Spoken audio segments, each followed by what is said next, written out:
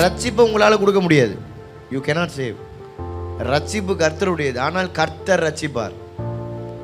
கர்த்தர் ஒன்றும் ரட்சிக்க கூடாதபடிக்கு அவர் ஒன்றும் பயங்கரமான கொடூரமான மனசில்லாத ஒரு கடவுள் கிடையாது. அவர் அன்பே உருவானவர். ஆண்டவர் அன்பாகவே இருக்கிறார். நம்ம என்ன நம்ம யோசிப்போம், தேவன் அன்பாகவே இருக்குன்னு.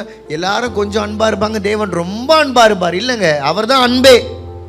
அன்புனா கடவுள் தான். கடவுள் அன்பாகவே இருக்கிறார்னா கடவுள் அன்பா இருக்கிறார் இல்ல, அவர் அன்பாகவே இருக்கிறார். அவர் தான் அன்புடைய ஆரம்பமே. அந்த தேவன் அவரை தேடுகிறவர்களுக்கு தன்னை மறைத்துக் கொள்வாரோ?